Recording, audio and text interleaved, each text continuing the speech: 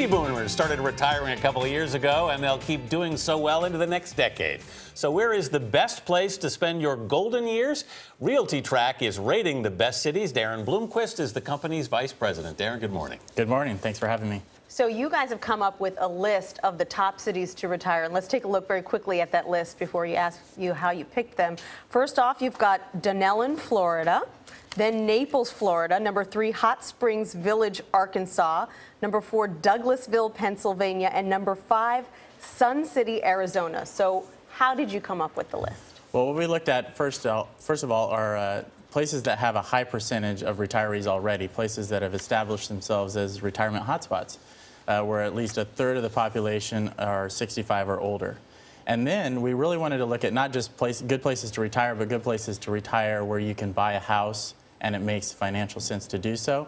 So we looked at markets with strong appreciation, home price appreciation, and then also a good return on rental investment. So if you're going to buy a rental property there, even if you're going to retire there in 5 years or 10 years or even 20 years, you can buy a home as an investment, rent it out, and make money off of that in the interim. I noticed that you get 3 of the top 5 are from Florida and Arizona, both places that were hit really hard in the recession, price-wise.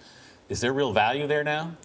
There is. I would say, especially in Florida, 7 out of the top 15 that we looked at were in Florida. And Florida is still a market that's recovering, and prices have just bottomed out and are starting to go on their way up. Arizona is a little bit ahead of the curve, but both of those markets were hit very hard by the housing crisis, by the housing bubble. And so prices are off 30 to 50% from their peak still, even though they're heading up back again in those markets. So it's a great time to find a bargain, even if you're not retiring right away in those markets. And I get why you've got a lot of places that boast warm weather on the list, but then you've got some place like Douglasville, Pennsylvania. Yeah. What's that about?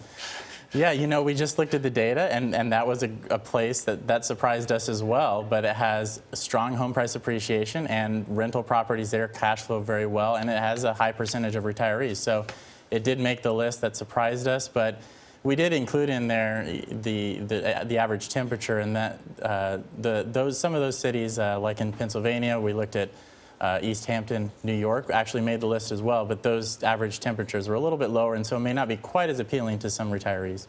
All right, Darren Bloomquist, thanks so much.